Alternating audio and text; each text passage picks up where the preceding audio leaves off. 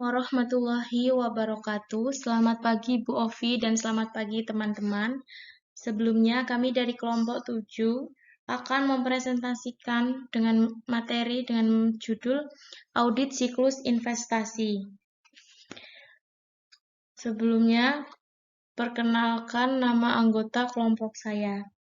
Yang pertama, saya sendiri, Heni Setiawati, dan dua teman saya, Siti Elisna Metwi dan Adifa Pramesti Aulia. Siklus investasi. Siklus investasi adalah suatu entitas atau perusahaan yang berisi kegiatan-kegiatan yang berkaitan dengan kepemilikan surat berharga yang dikeluarkan perusahaan lain. Surat berharga tersebut dapat berupa sertifikat deposito, saham biasa, saham preferen, obligasi pemerintah, maupun obligasi perusahaan. Rekening yang digunakan dalam pencatatan transaksi investasi yaitu ada surat berharga saham, surat berharga obligasi, investasi pada saham, pendapatan bunga, pendapatan dividen, laba dari investasi, laba penjualan investasi, dan yang terakhir ada rugi penjualan investasi. Yaitu ada tujuan audit. Di sini tujuan audit ada 5. Yang pertama ada asersi keberadaan dan keterjadian. Pada audit siklus investasi, tujuan audit asersi keberadaan atau keterjadian menekankan pada apakah seluruh saldo investasi, surat berharga, dan mobil saham benar-benar pada tanggal neraca. Yang kedua ada asersi kelengkapan.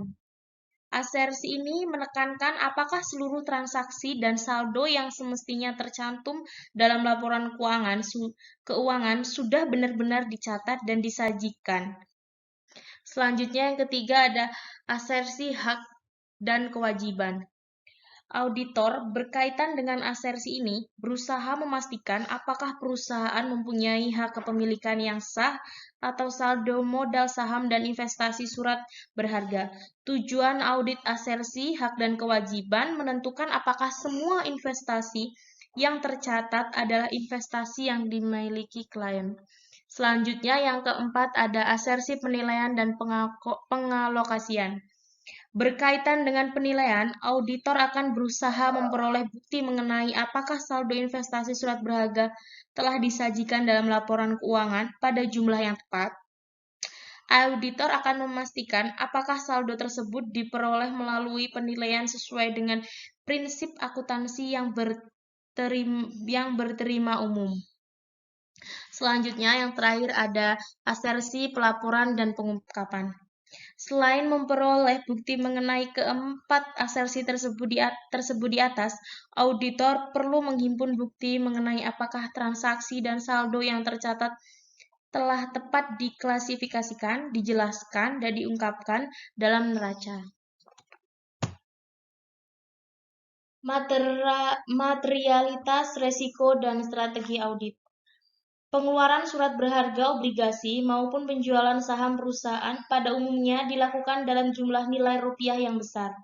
Oleh karena itu, saldo saham dan utang obligasi pada umumnya material bagi neraca, sedangkan biaya bunga pada umumnya tidak material bagi laporan laba rugi.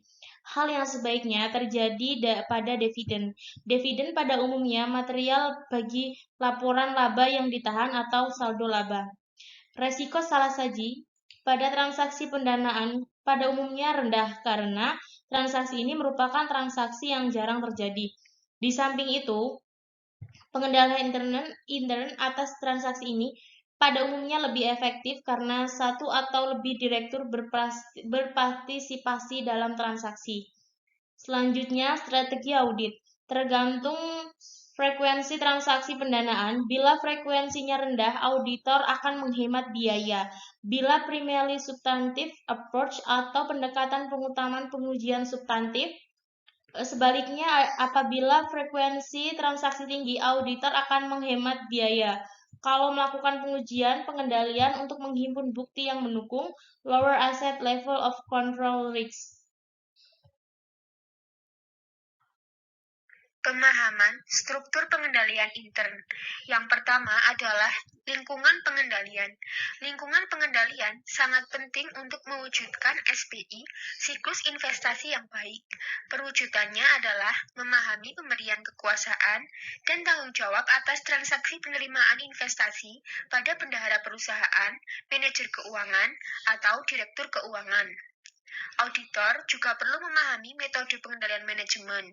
Metode ini meliputi ada tidaknya perencanaan strategik atas penanaman investasi, pengamatan, atau pemantauan secara konsisten atas fluktuasi harga saham di bursa efek dan penilaian kinerja investasi secara periodik. Selanjutnya, yang kedua ada penaksiran risiko. Penaksiran risiko, entitas untuk tujuan pelaporan keuangan, merupakan pengidentifikasian, analisis, dan pengolahan risiko yang relevan dengan penyusunan laporan keuangan yang disajikan secara wajar sesuai prinsip akuntansi.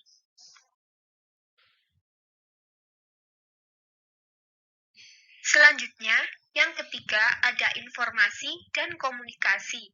Dalam kaitannya dengan informasi dan komunikasi dalam siklus investasi, sistem informasi mencangkup metode dan catatan yang digunakan untuk A. Mengidentifikasi dan mencatat semua transaksi yang terkait dengan siklus investasi secara sah. B. Menjelaskan pada saat yang tepat transaksi dalam siklus investasi secara cukup rinci. C. Mengukur nilai transaksi dari siklus investasi dengan tepat. D.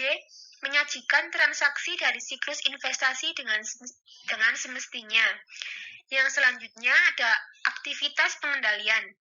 Aktivitas pengendalian yang relevan dengan audit atas transaksi dalam siklus investasi digolongkan menjadi beberapa kebijakan dan prosedur yang berkaitan dengan review kerja, pengolahan informasi, pengendalian fisik, serta pemisahan tugas. Yang terakhir ada dokumen dan catatan. Dokumen dan catatan yang dipakai meliputi sertifikat saham, sertifikat obligasi, bond indenture, broker's advice, buku jurnal, serta buku pembantu investasi. Fungsi yang terkait yang pertama, ada pembelian surat berharga, yang kedua, penerimaan pendapatan periodik, yang ketiga, penjualan surat berharga, yang keempat, pengamanan atau penyimpanan surat berharga, dan yang terakhir, penjaga ketetapan buku pembantu investasi. Selanjutnya, ada penetapan risiko pengendalian. Penetapan risiko pengendalian merupakan proses pengevaluasian efektivitas, kebijakan, dan prosedur struktur pengendalian intern dalam mencegah dan mendeteksi salah saji material dalam laporan keuangan. Dalam primary substantive approach, pemahaman struktur-struktur pengendalian intern dipakai untuk perencanaan audit dan merancang pengujian substantif.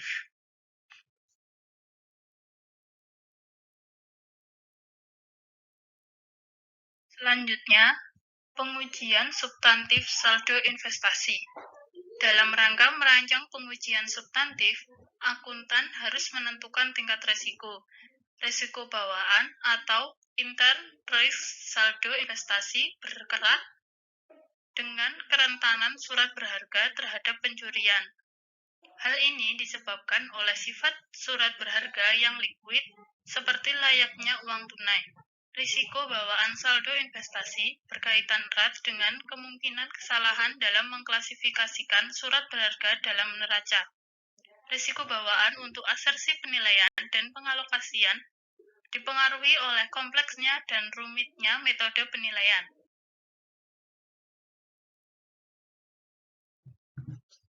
Bangun audit. Auditor dapat merancang program audit untuk mencapai tingkat risiko deteksi yang dapat diterima masing-masing asersi. Pengujian substantif lebih banyak diterapkan untuk asersi keberadaan atau keterjadian, serta penilaian dan pengalokasian. Bila tingkat risiko deteksi rendah, maka lebih mengefektivitaskan prosedur pengujiannya.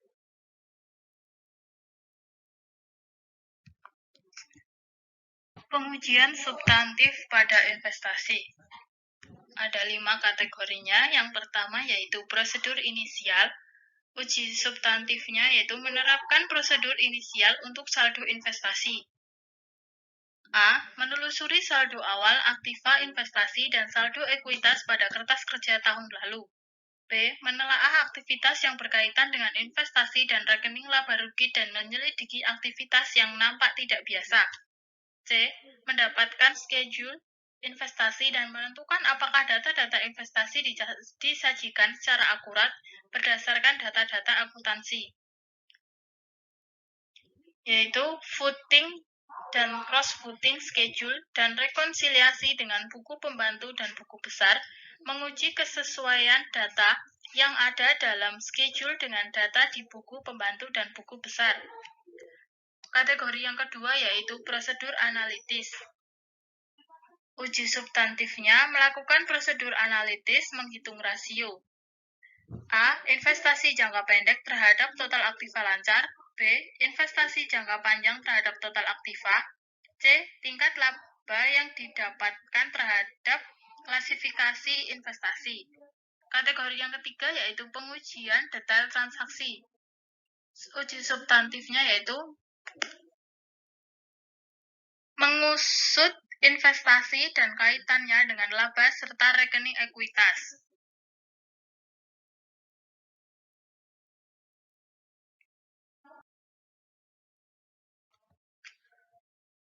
Kategori yang keempat ada pengujian detail saldo. Uji substantifnya yaitu inspeksi dan perhitungan surat berharga, konfirmasi surat berharga yang disimpan oleh pihak lain, menghitung kembali investment revenue earned, dan menelaah dokumentasi untuk penentuan nilai wajar investasi. Dan yang terakhir, ada kategori kelima, yaitu penyajian dan pengungkapan. Uji substantifnya yaitu membandingkan penyajian dan pengungkapan dengan GAAP atau PABU. Menentukan apakah saldo investasi sudah dengan tepat diidentifikasikan dan diklasifikasikan dalam laporan keuangan.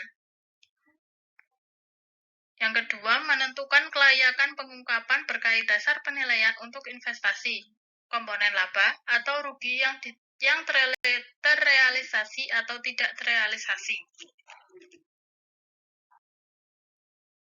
Pemaparan dari kelompok kami, apabila ada kesalahan, mohon untuk dimaafkan. Terima kasih atas perhatiannya. Wassalamualaikum warahmatullahi wabarakatuh.